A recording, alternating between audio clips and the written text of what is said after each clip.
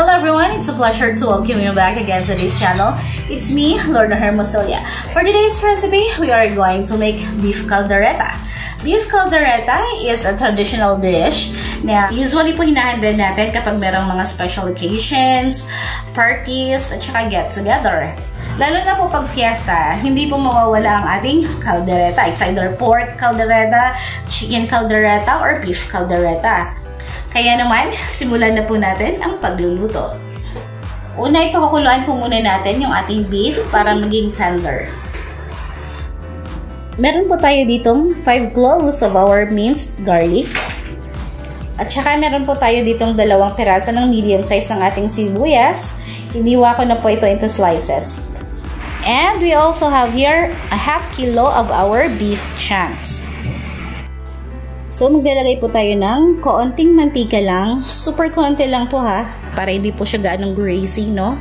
Because we are going to saute muna ang our garlic.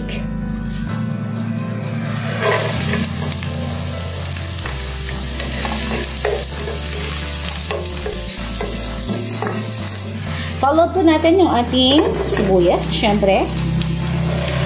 Yan, yung ating onions. Lumalabas na po yung aroma ng ating sibuyas at ng ating bawang.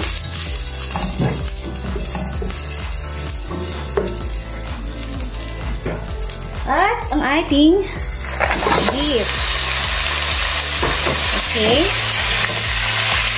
Gusto ko po kasi igisa muna to.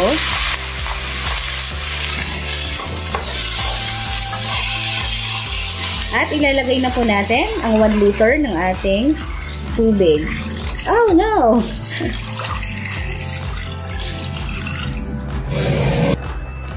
So, takipan lang po natin.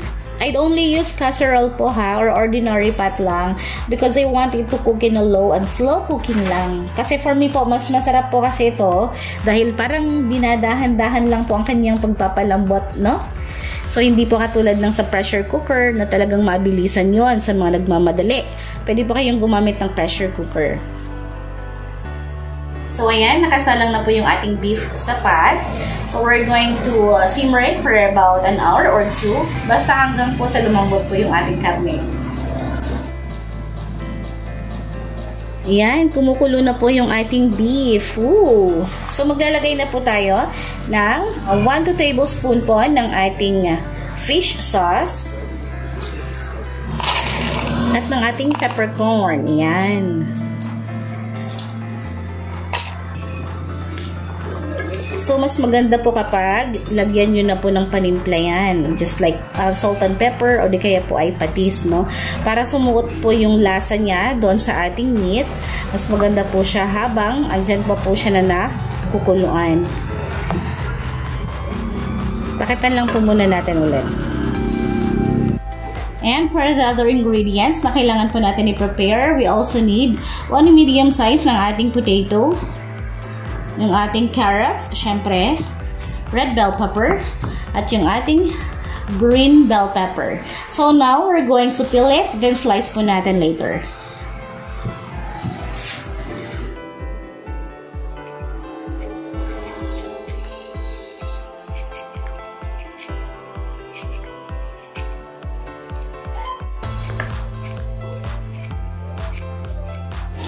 So now, we're going to cut it into cubes.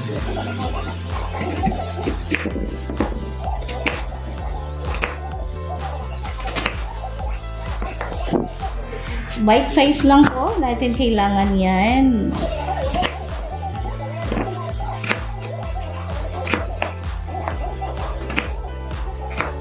So, para hindi po mangitim yung ating potatoes, ilalagay po yan natin sa ating bowl na merong water para magstay po yung freshness niya.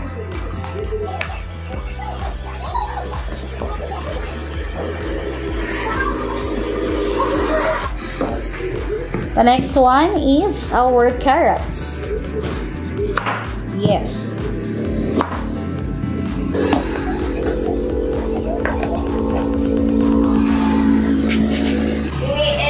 July. Okay. July.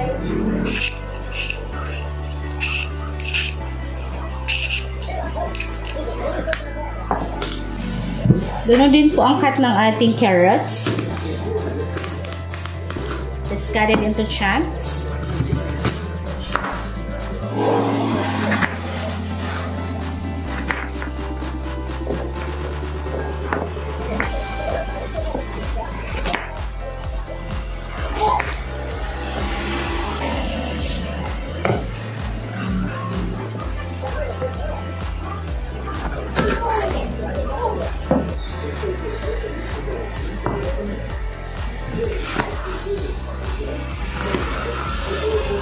Let's cut this one into 1 inch.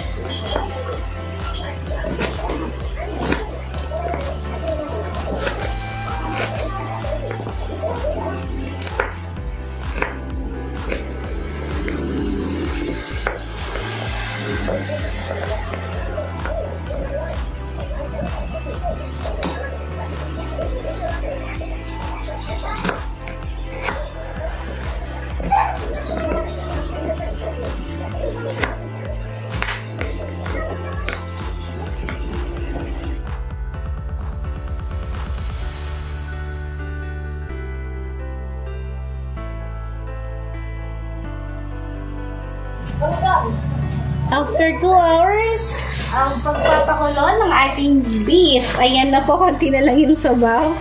So, malambot na po ang ating meat, no? O, tingnan niyo po. O, di ba? So, malambot na. Okay. So, ito transfer lang po natin ito sa isang bowl. Let's turn it off.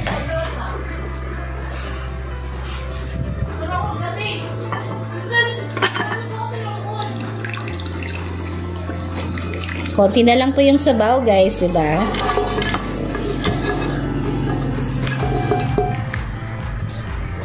So, ayan, hindi ko na po hinugasan dahil gagamitin po natin ulit. Yan pa rin naman po yung pinaglutuan natin kanina. Magdadagdag lang po ako ng kaunting mantika dahil we are going to cook again ng ating sibuyas, carrots, and our potatoes.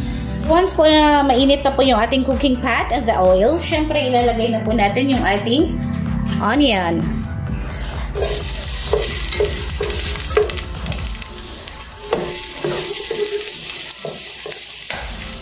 We're going to put our carrots. Ako po yung carrots dahil medyo mas matagal po itong lutuin kesa sa ating potatoes. Ngayon naman po isusunod na po natin yung ating potatoes, yung ating patatas. Yan, so haluin lang po natin ito ulit.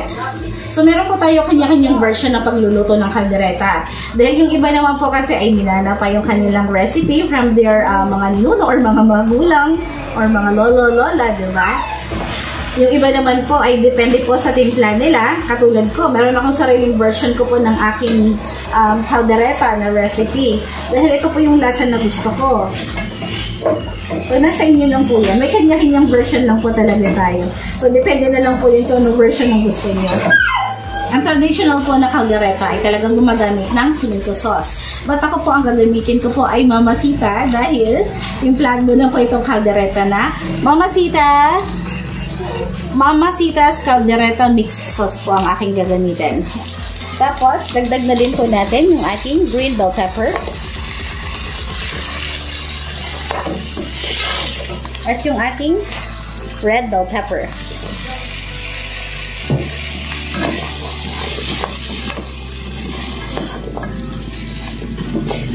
See how colorful it is?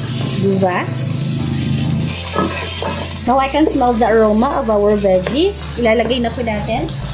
Ibabalik na po natin yung ating beef na pinakuluan kanina.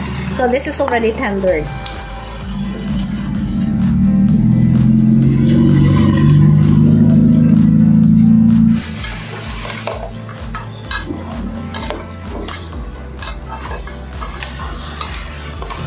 So we're just going to simmer it for about 10 to 15 minutes.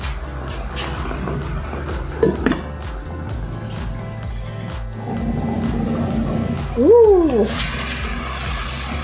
Ilalagay na po natin yung ating Mamacita's spicy sauce mix.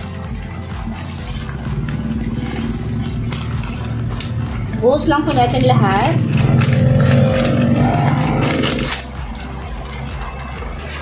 And then we're gonna mix it all together. Papahinaan lang po natin yung apoy.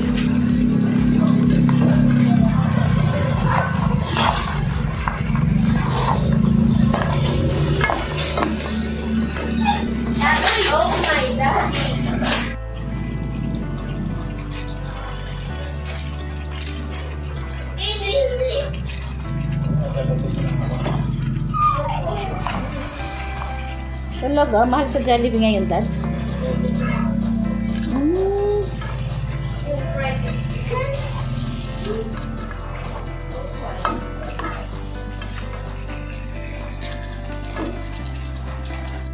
And now I'm gonna share with you aking special recipe, but this time hindi na po siya secret recipe dahil sinare ko na po siya sa inyo. So ito po ang ating creme densada. So ito lang po pinaka the best kong ingredients para dito po sa ating kaldereta.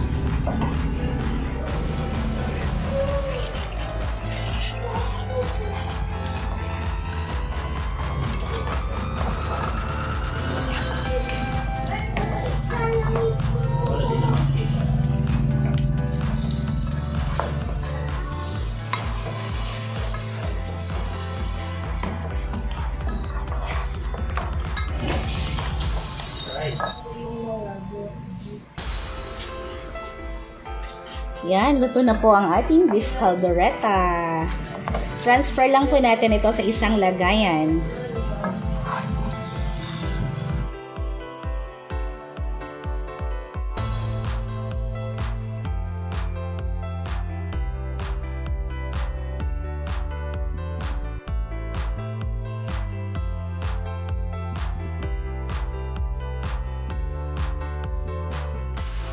And that's it for today, guys. If you like this recipe, just like this video and comment down below. And please don't forget to subscribe to this channel and hit that bell button for you to get notified for my uploaded videos.